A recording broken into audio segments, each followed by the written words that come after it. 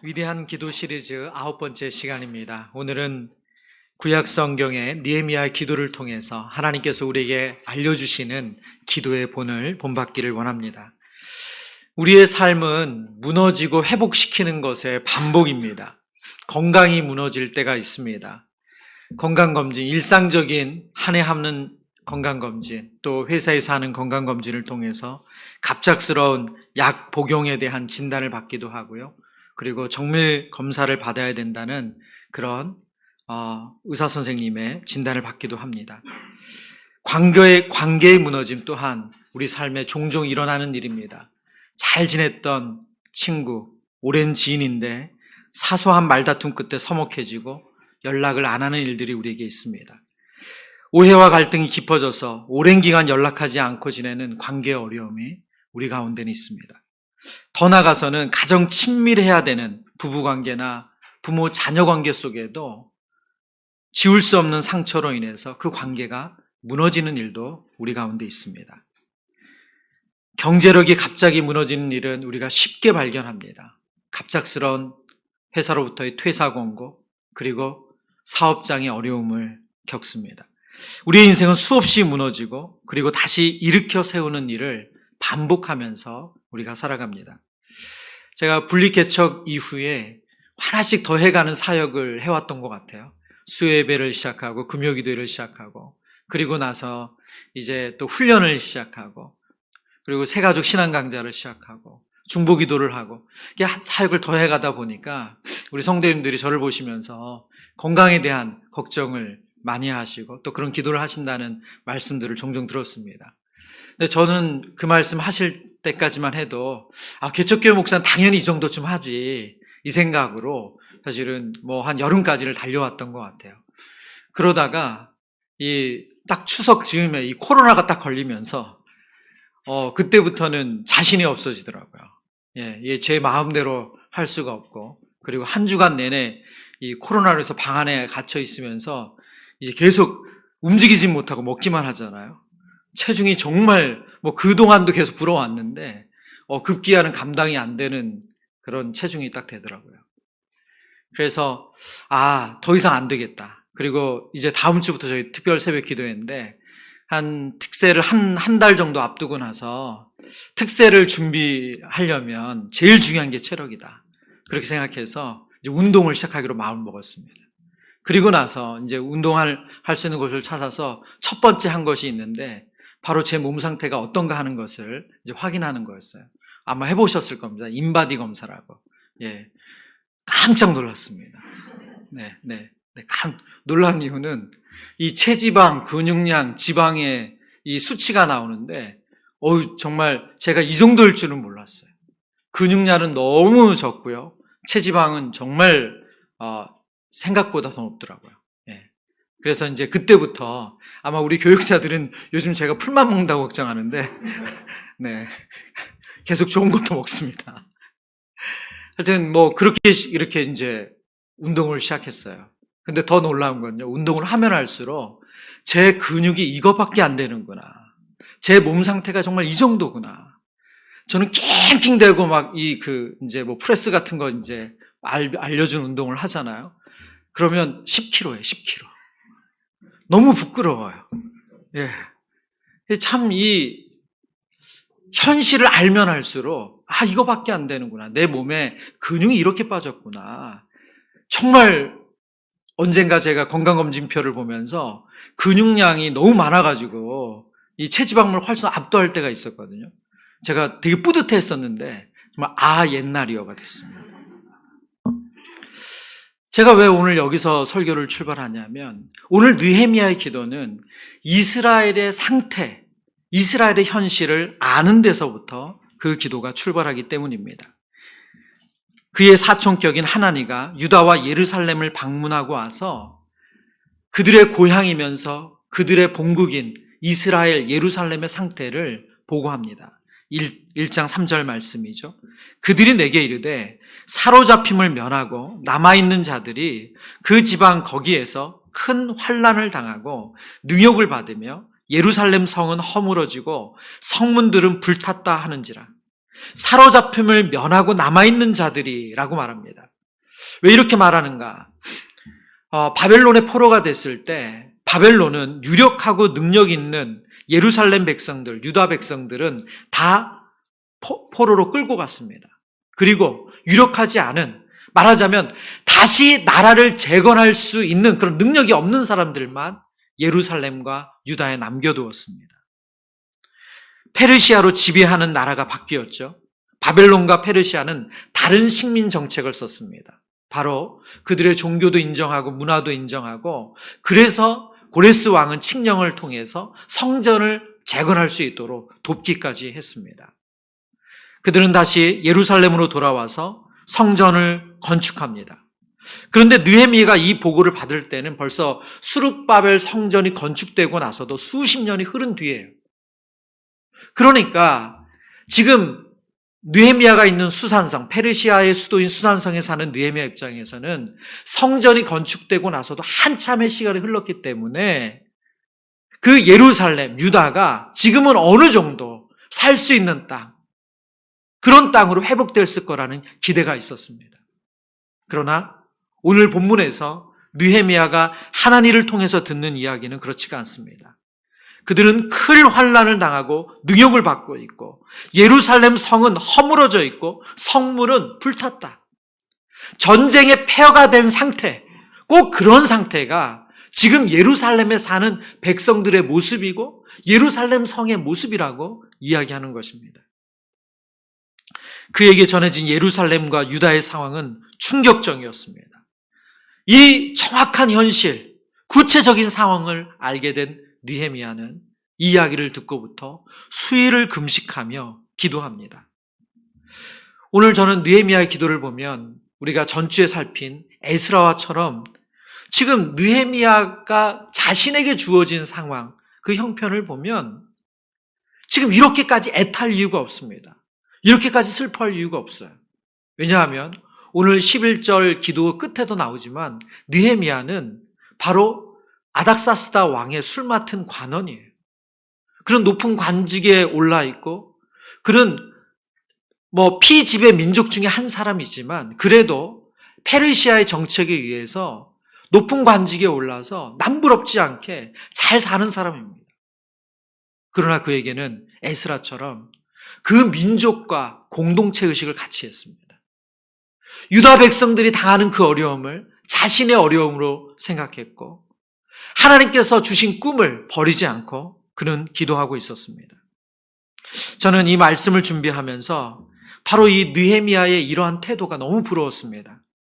어떻게 자녀들이 이런 믿음을 가질 수 있을까? 우리의 다음 세대가 느헤미야와 에스라처럼 이런 마음을 가질 수 있다면 얼마나 감사할까? 그런 생각을 하게 됐습니다.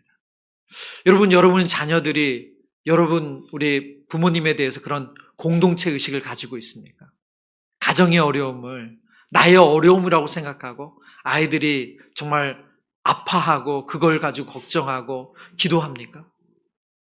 그럼 조금 더 확장시켜서 우리 아이들이 우리 교회의 어려움, 교회의 기도 제목을 가지고 그것을 가지고 기도하고 은혜를 구하나요? 더 나아가서 이 나라와 민족의 아픔을 놓고 우리 아이들이 공동체 의식을 가지고 이 나라와 민족을 위해서 기도하고 있습니까?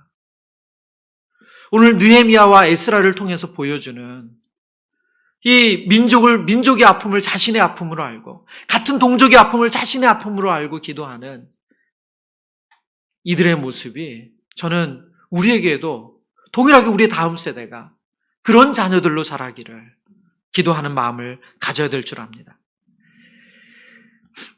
오늘 느헤미야의 기도를 통해서 현실의 상황을 바로 알고 느헤미야는 이제 구체적으로 하나님 앞에 기도로 나아가는데요.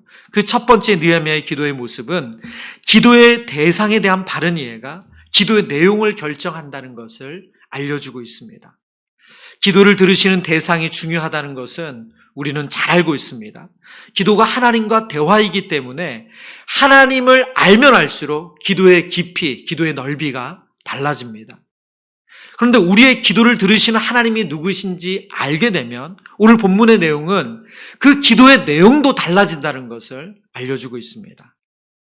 본문에서 느헤미야는 하나님을 부를 때 하늘의 하나님이라고 호칭합니다. 느헤미야에 반복돼서 나오는 하나님을 부르는 호칭이거든요. 오늘 본문 4절 5절 말씀 우리 다 같이 읽어보겠습니다. 내가 이 말을 듣고 앉아서 울고 수일 동안 슬퍼하며 하늘의 하나님 앞에 금식하며 기도하여 이르되 하늘의 하나님 여호와 크고 두려우신 하나님이여 주를 사랑하고 주의 계명을 지키는 자에게 언약을 지키시며 긍휼을 베푸시는 주여 간구하나이다. 아멘. 4절에 보니까 느헤미야가 하늘의 하나님 앞에 금식하며 기도한다고 말하고 5절에는 하늘의 하나님 여호와 크고 두려우신 하나님이라고 하나님을 부르고 있습니다. 느헤미야가 하나님을 이렇게 부르는 것은 모세의 오경을 통해서 하나님께서 알려주셨기 때문에 그렇습니다. 신명기 10장의 말씀인데요. 신명기 10장 14절에서 15절 하늘과 모든 하늘과 땅과 그 위의 만물은 본래 내 하나님 여호와께 속한 것이로되 여호와께서 오직 내 조상들을 기뻐하시고 그들을 사랑하사 그들의 후손인 너희를 만민 중에서 택하셨음이 오늘과 같으니라. 이것은 이스라엘 백성들이 하나님에 대해서 가지고 있는 그 하나님에 대한 이해의 아주 중요한 본문입니다. 하나님은 어떤 분이라고 말하고 있습니까? 14절에 보니까 모든 하늘과 땅, 그 모든 만물이 하나님께 속한 것이다. 하나님은 창조주 하나님이시라고 그들은 알고 있습니다. 15절에서 여호와께서 오직 내 조상들을 기뻐하시고 그들을 사랑하사 그들의 후손인 너희 만민 중에 택하셨다. 하나님은 이스라엘과 언약을 맺으셨고 언약의 하나님이심을 그들이 기억하고 있습니다. 느헤미야는 포로 시대에 태어난 인물입니다. 그는 예루살렘 근처에 가본 적도 없습니다. 그러나 그는 그의 부모님으로부터 믿음, 이 신앙을 물려받았습니다. 그는 비록 페르시아 왕의 신하로 있지만 페르시아의 신이 참 신이 아니라 신명기 말씀을 통해서 알려주시는 창조주 하나님이 바로 여호와 하나님이시고 그분만이 참 신이심을 알고 있습니다. 느헤미야가 하나님께 간절히 구하는 기도는 페르시아까지 다스리는 그 여호와 하나님이 그 하나님이 아니라면 이런 기도를 드릴 수 없습니다.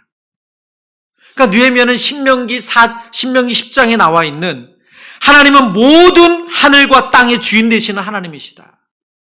이 믿음을 가지고 지금 하나님을 부르고 있고 그 하나님께 역사의 주관자 되신 하나님께 온 우주의 주인 되신 하나님께 창조주이신 하나님께 기도하고 있는 것입니다.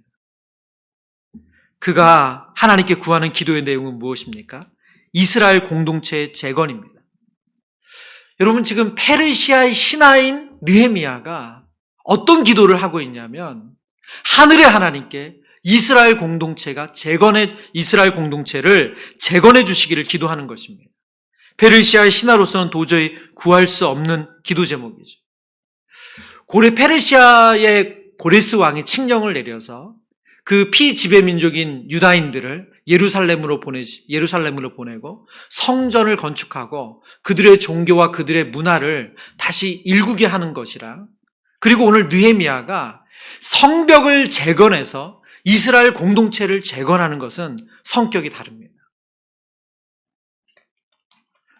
느헤미야가 하는 이 시도는 성벽을 재건해서 예루살렘 공동체를 더 든든히 하겠다는 것은 반역으로 여겨질 수 있는 그런 오해를 살 수 있는 일입니다. 그리고 느헤미야서를 보면 실제로 주변 나라들이 느헤미야를 모함하면서 했던 말이 뭐냐면 지금 느헤미야가 예루살렘 공동체, 이 유다를 다시 일으켜서 그가 왕이 되려고 한다. 이런 편지를 써서 그를 모함합니다. 실제로 충분히 그런 오해를 받을 수 있는 일이 느헤미야가 하고자 하는 일입니다. 그런데 지금 느헤미야는 하늘의 하나님, 이 창조주 하나님을 믿고 신뢰하기에 감히 하나님 앞에 하나님께서 이 나라를 재건할 수 있도록 해달라고 은혜를 구하고 있습니다. 전 말씀을 묵상하면서 기도의 크기는 내가 어떤 존재냐가 아니라 하나님을 어떤 분으로 아느냐에 따라 달라진다는 것을 확인하게 됩니다. 우리의 기도의 크기는 우리가 어떤 사람이냐로 결정되는 것이 아니고요. 우리가 믿는 하나님이 얼마나 크신 분인가 그것을 아는데 그것을 어떻게 아느냐에 따라서 달라진다는 것입니다. 오늘 느헤미야는 페르시아 왕도 하나님이 하신다면 그도 따를 수밖에 없는 그런 하나님으로 알고 그렇게 기도하고 있습니다. 오늘 이 밤에 하나님께서 우리가 믿고 신뢰하는 그 하나님을 이 창조주 하나님으로 우리도 인식할 수 있도록, 깨달을 수 있도록, 믿고 신뢰할 수 있도록 그런 은혜 주시기를 축원합니다. 그럴 때 우리가 온 우주의 주인 되신 하나님으로 우리가 하나님을 인식한다면 우리가 아무리 초라하고 작게 여겨질지라도 우리의 기도는 제한되지 않고 기도할 수 있는 줄 믿습니다. 두 번째 느헤미야의 기도는 하나님의 신실하심을 의지하여 기도하는 것입니다. 예루살렘 성과 그 주민들의 상황을 전해 들은 느헤미야는 그때부터 금식하며 기도합니다. 온 우주의 주인 되신 창조주 하나님을 인정하며 기도를 시작합니다.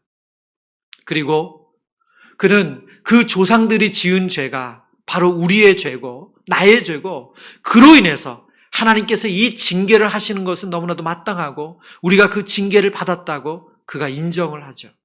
이게 바로 에스라와 똑같은 모습입니다. 더 나아가서 이제 느헤미야는 하나님 앞에 그들이 처한 이스라엘 공동체의 운명을 자신의 운명으로 알고 기도하면서 그 나라를 살려주시기를 기도를 하는데요. 그 기도의 몸통의 내용이 오늘 8절과 9절입니다. 8절, 9절 옛적에 주께서 주의 종 모세에게 명령하여 이르시되 만일 너희가 범죄하면 내가 너희를 여러 나라 가운데서 흩을 것이요 만일 내게로 돌아와 내 계명을 지켜 행하면 너희 쫓긴 자가 하늘 끝에 있을지라도 내가 거기서부터 그들을 모아 내 이름을 두려고 택한 곳에 돌아오게 하리라 하신 말씀을 이제 청하건대 기억하옵소서. 지금 느헤미야가 하나님 앞에 기도하는 이 기도의 내용, 이 몸통에 해당하는 이 기도의 내용을 보면 이 내용은 어디에 근거한 말씀이냐? 신명기서에 하나님께서 모세에게 약속하신 말씀을 그대로 옮기고 있습니다. 너희가 범죄하면 내가 너희를 여러 나라 가운데 흩을 것이요. 지금 이것이 이스라엘 백성들이 처한 상황이죠. 그리고 9절에 만일 내게로 돌아와 내 계명을 지켜 행하면 너희 쫓긴 자가 하늘 끝에 있을지라도 내가 거기서부터 그들을 모아 내 이름을 두려고 택한 곳에 돌아오게 하리라. 신명기 30장 1절에서 5절에 나오는 이 약속의 말씀을 느헤미야는 그대로 하나님께 가져가서 기도하고 있습니다. 하나님, 저에게 이렇게 약속하지 않으셨습니까? 저희가 하나님 말씀하신 대로 하나님을 떠나서 징계를 받았고 이제 흩어졌습니다. 근데 이제 저희가 하나님의 약속의 말씀을 붙잡습니다. 하나님의 명령에 순종하는 하나님의 백성들이 되기를 원합니다. 하나님, 그 약속을 지켜주세요. 이 약속을 가지고 하나님께 나아가고 있습니다. 페르시아 앞자리에 있는 이스라엘 백성 중 하나인 느헤미야가 신명기 30장 이 말씀을 가지고 하나님 앞에 이렇게 기도할 수 있는 이유는 무엇입니까? 그것은 바로 기도를 들으시는 하나님이 신실하시기 때문에 그렇습니다. 신명기 7장 9절입니다. 우리 한 목소리로 같이 읽습니다. 그런즉 너는 알라. 여호와는 하나님이시오 신실하신 하나님이시라. 그를 사랑하고 그의 계명을 지키는 자에게는 천대까지 그의 언약을 이행하시며 인애를 베푸시되. 아멘. 아멘. 그런즉 너는 알라. 오직 내 하나님 여호와는 하나님이시오 신실하신 하나님이라. 지금 느헤미야는 모세가 그들에게 주신 그 약속의 말씀을 가지고 하나님 앞에 하나님 이 약속을 지켜주셔야 됩니다. 이 약속을 이루셔야 됩니다. 라고 말씀하시는 근거가 뭐라고요? 하나님은 신실하시기 때문입니다. 신실하다는 원어의 의미는 말한 것에 대해 책임을 진다는 뜻입니다. 하나님이 말씀하신 것에 반드시 책임을 지시는 분이라는 거죠. 우리가 이제 신앙서적 중에 기도에 관련된 책을 보면 응답받는 비결, 대부분 이런 비슷한 제목의 챕터들이 있습니다. 기도에 관한 여러 설명 중에 응답받는 비결 이런 챕터가 있는데 그 챕터 중에 자주 제시되는, 거의 빠지지 않고 제시되는 내용이 있다면 하나님의 약속의 말씀을 붙들고 기도하면 응답받는다. 그런 내용입니다. 하나님 주신 약속의 말씀을 붙잡고 기도하면 하나님께서 그 기도 들어주신다. 이런 내용이죠. 하나님의 약속한 말씀을 가지고 하나님께 나아가는 것이 왜 응답받는 비결이 될까요? 그것은 바로 하나님 약속하신 것, 말씀하신 것에 책임을 지시는 신실한 분이시기 때문에 그렇습니다. 만약 하나님이 무책임한 분이시라면, 말씀하신 것 안 지키시는 분이시라면 기도에 응답받는 비결이라고 얘기하는 그 내용은 맞지 않죠. 오늘 본문에 그런즉 너는 알라 오직 내 하나님 여호와는 하나님이시고 신실하신 하나님이시다. 오늘 우리가 이 밤에 하나님 앞에 우리의 일상의 문제를 가지고 또 교회 문제를 가지고 연약한 이웃과 지체들을 위해서 기도할 때 우리의 기도를 들으시는 하나님이 어떤 분이시라고 성경은 말씀합니까? 신실한 분이시래요. 하나님이 약속하신 것은 지키시는 분이시래요. 저는 이 말씀을 준비하면서 예레미야에서 예언하신 하나님이 우리를 향한 마음은 재앙이 아니라고 말씀하시고 평안이라고 말씀하신 이 약속의 말씀이 우리에게 하나님 주시는 우리의 기도에 힘이 되고 근거가 되길 바랍니다. 오늘 이 밤에 우리가 하나님 우리의 평안을 위해서 기도합니다. 정말 우리가 하나님 주신 평안을 누리길 원합니다. 그래서 우리의 건강의 문제, 우리의 직장의 문제, 우리의 자녀의 문제, 우리의 일터의 문제를 구하는 것, 그것은 하나님의 약속이기 때문에 하나님 앞에 은혜를 구하며 긍휼을 구하며 기도할 수 있는 줄 압니다. 무너진 우리의 문제를 하나님 앞에 가져가 기도할 때 우리가 붙들어야 할 것은 바로 하나님의 약속과 그분의 신실하심입니다. 세 번째, 느헤미야의 기도는 기도 응답을 확인할 수 있는 기도를 드린다는 것입니다. 기도한다는 것은 하나님에 대한 믿음을 전제로 하는 거죠. 하나님에 대한 믿음이 없다면 기도하는 것은 아무 소용이 없습니다. 하나님께서 우리의 삶에 개입하시고 도우신다는 믿음, 그리고 그 문제를 해결하실 수 있는 능력이 있다는 믿음, 그것이 바로 우리의 기도의 전제 조건일 것입니다. 오늘 느헤미야는 하나님께 자신의 기도에 응답하실 것이고 또 응답하실 수 있는 능력이 있는 분이라는 것을 신뢰하면서 어떤 기도를 드리냐? 아주 구체적인 기도를 드리고 있습니다. 오늘 기도의 마지막 부분이죠. 11절. 우리 같이 읽어보겠습니다. 주여 구하오니 귀를 기울이사 종의 기도와 주의 이름을 경외하기를 기뻐하는 종들의 기도를 들으시고 오늘 종이 형통하여 이 사람 앞에서 은혜를 입게 하옵소서 하였나니 그때에 내가 왕의 술관원이 되었느니라. 아멘. 아멘. 오늘 본문에 보면 느헤미야가 종의 기도를 들어주세요. 종을 긍휼히 여기시고 종의 기도를 들어주세요. 기도하면서 딱 거기서 그치는 것이 아니라 아주 구체적인 내용을 하나님께 아뢰입니다. 그 내용이 무엇입니까? 이 사람 앞에서 은혜를 입게 하옵소서. 이 사람 앞에서 은혜를 입게 하옵소서. 그럼 이 사람은 누구인가? 그것은 바로 2장 1절에 알려주고 있습니다. 그리고 본문 마지막 절에 본인이 왕의 술 맡은 관원이라고 말씀하면서 힌트를 주고 있죠. 2장 1절에 그는 바로 아닥사스다 왕이죠. 당시 페르시아의 왕이었던 아닥사스다 왕. 스룹바벨과 에스라를 통해서 은혜를 입어서 예루살렘 성전이 건축이 됐습니다.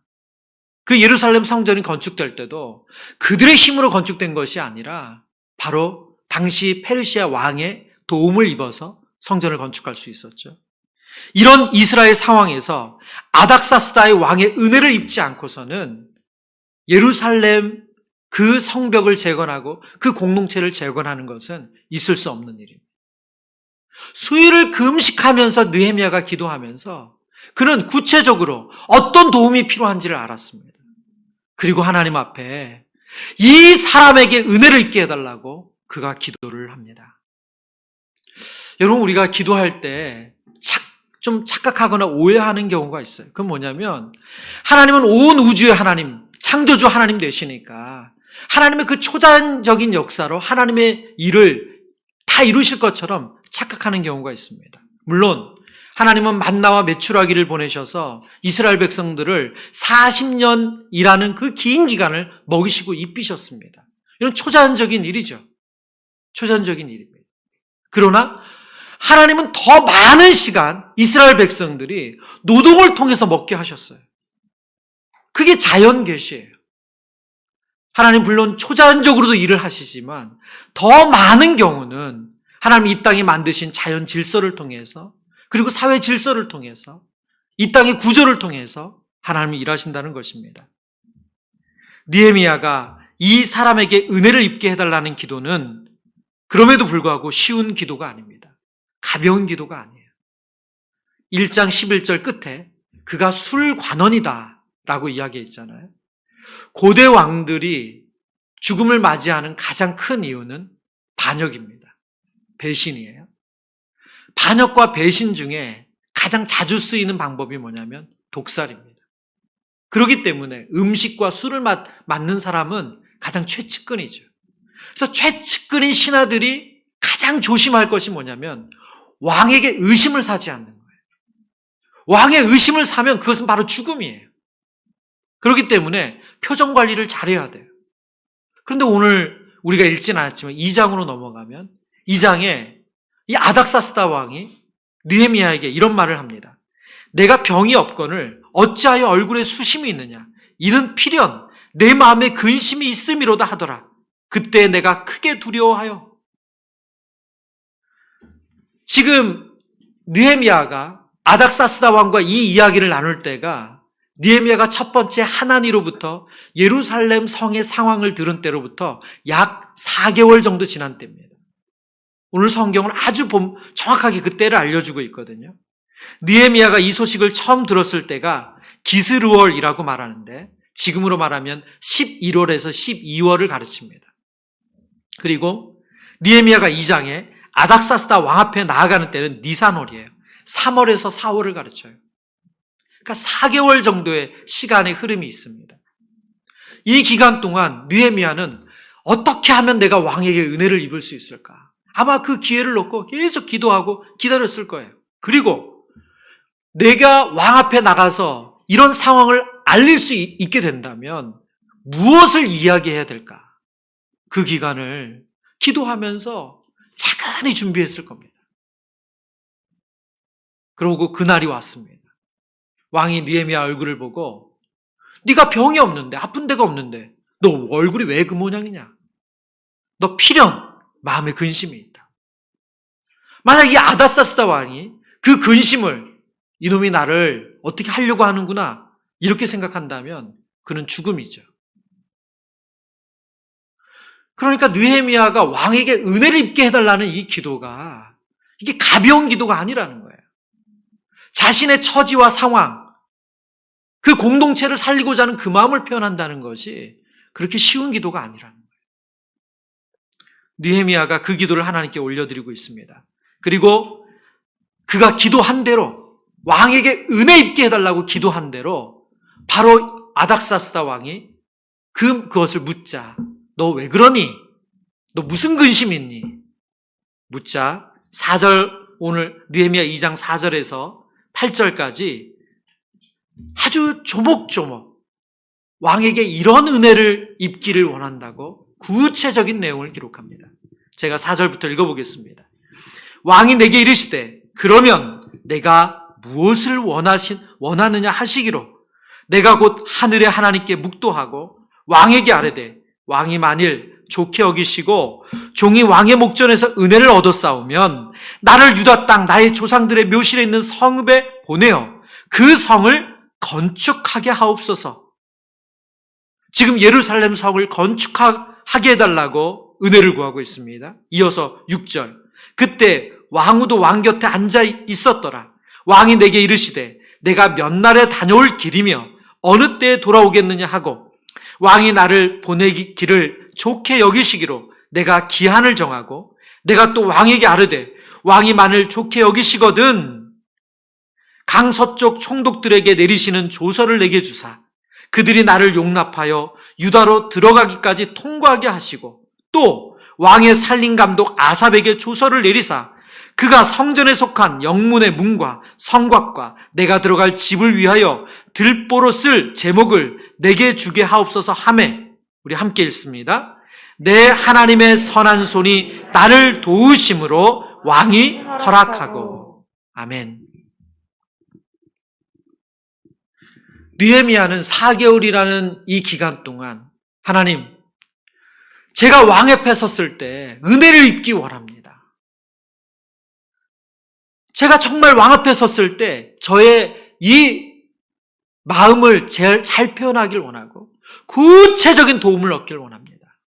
그 기도를 해왔고 지금 오늘 본문에서 그런 구체적인 상황을 조목조목 이야기하고 있습니다. 저는 본문을 읽으면서 상상을 해봤어요. 여러분, 너무너무 두려운 그 대상 앞에서 그 대상이 오해를 살 수 있는 지금 그 예루살렘 성을 건축 재건하겠다는 이 이야기를 해야 되고, 근데 여기서 그치는 것이 아니라 내가 거기까지 갈 수 있는 조서를 내려서 안전하게 갈 수 있도록 도와주세요. 그뿐만이 아니라 산림 감독에게 얘기해서 성전을 건축할 나무도 제게 허락해 주세요. 이 이야기를 하는 것이 얼마나 힘들었을까? 이게 정말 가벼이 할 수 있는 일인가? 4개월 동안 하나님 앞에 매일같이 은혜를 구하며 기도했기 때문에 그가 오늘 아닥사스다 왕 앞에서 이런 기도를 할 수 있었다고 생각합니다. 느헤미야의 기도는 뜬구름을 잡는 기도가 아니라 확인이 되는 기도입니다. 이 기도가 응답되었는지 안 되었는지를 정확하게 알 수 있는 기도예요. 물론 우리가 기도할 때 막연하게 기도할 때가 있습니다. 누군가 기도 제목을 받으면 그분의 상태를 알지도 못하고 형편을 알지 못하면서 기도할 때도 있고요. 그리고 나의 처한 상황이 제대로 파악되지 않아서 하나님 그냥 도와주세요, 울부짖듯 기도할 때도 있습니다. 그러나 더 많은 경우는 우리의 기도는 구체적이어야 됩니다. 그래서 이것이 하나님께로부터 왔다, 이 일은 하나님이 해결하셨다, 하나님이 도우셨다 알 수 있는 구체적인 기도를 드려야 되는 줄 압니다. 그럴 때 오늘 2장 8절의 말씀, 내 하나님의 선한 손이 나를 도우심으로, 내 하나님의 선한 손이 나를 도우심으로 왕이 허락하고, 이것은 정말 하나님이 하신 일이다, 그렇게 응답받는 은혜가 있는 줄 믿습니다. 느헤미야는 왕의 조서를 받고 왕의 나무를 받아서 성벽을 재건합니다. 느헤미야 6장 15절에 보면 이 성벽을 재건하는데 52일이 걸렸습니다. 성벽이 무너지고 나서 다시 재건하는데 걸린 시간, 성벽이 무너져 있던 기간을 72년으로 봐요. 72년 동안 이 성벽이 재건되지 못했습니다. 그런데 이 성벽이 단 52일 만에 하나님 앞에 은혜를 구하며 기도한, 그리고 우리 본문에 쭉 보면 이스라엘 모든 공동체가 이 일에 합력하여서 성벽을 재건합니다. 말씀을 정리합니다. 오늘 느헤미야의 기도를 통해서 성경 우리에게 좋은 기도의 본을 제시하고 있습니다. 말씀을 준비하면서 혹 우리 사랑하는 성도님들 가운데 오늘 이 느헤미야의 기도가 우리의 삶은 좀 멀지 않은가? 왜냐하면 느헤미야가 이 나라를 재건하는 이런, 말하자면 우리랑 좀 사이즈가 다른 기도를 하는 것 같잖아요. 그리고 나는 뭐 그렇게 대단한 역할을 맡고 있는 사람도 아니고, 혹 그런 마음을 갖진 않으실까 하는 마음의 우려가 잠시 있었습니다. 그러나 하나님께서 느헤미야가 허락하신 무대는 바로 남유다의 재건이라는 무대지만 우리에게는 우리의 가정, 우리의 일터, 또 우리의 교회, 그리고 지금 우리에게 주어진 사회적 상황이 우리의 무대입니다. 하나님께서 우리에게 주신 삶의 무대를 통해서 하나님의 일을 우리의 기도를 통해서 이루시길 원하시는 줄 믿습니다. 얼마나 큰 일을 하느냐, 대단한 업적을 남기느냐, 그리고 내가 어떤 위치에 있느냐 하는 것이 기도의 능력이나 기도의 내용을 결정하지 않습니다. 기도의 내용은 무엇이 결정합니까? 기도의 대상에 대한 바른 이해가 바로 기도의 내용을 결정합니다. 오늘 이 밤에 창조주 되신 하나님, 역사의 주인 되신 하나님이 우리의 하나님으로 깨달아지고 믿고 신뢰하는 은혜가 있기를 축원합니다. 우리의 기도는 하나님의 신실하심을 의지하여 기도하는 것입니다. 그래서 하나님께 주신 약속의 말씀을 붙잡고 기도하시는 성도님들 되시길 바랍니다. 그리고 우리의 기도는 기도의 응답을 확인할 수 있는 기도이길 바랍니다. 물론 우리가 막연하게 그리고 너무 큰 그림을 가지고 기도할 때도 있지만 더 많은 우리의 기도는 구체적이어야 됩니다. 하나님께서 이렇게 정말 하나님의 뜻을 이루어지길 원합니다. 저에게 사역하면서 너무 보람있고 감사할 때가 있습니다. 전율이 느껴질 때가 있어요. 그것은 무엇이냐면 우리 성도님들의 기도 요청을 받고 그리고 기도하면서 제 마음에 그 기도하는 가운데 기도하는 가운데 주신 그런 이미지가 있어요. 마음의 이미지가 있어요. 그리고 그분이 이런 말씀하셨으면 좋겠다 하는 그런 아주 구체적인 그런 언어를 주실 때가 있어요. 그런데 정말 하나님께서 그 가정 가운데 그분의 입술을 통해서 그런 고백을 하게 하시고 또 정말 그런 상황을 보게 하실 때 이루 말할 수 없는 전율을 느낍니다. 부인할 수 없죠. 이것은 하나님이 하신 거니까. 정말 이것은 하나님이 하신 거니까. 저와 여러분의 기도 가운데 하나님께서 그렇게 기도에 응답하시는 그런 은혜를 누리시기를 축원합니다.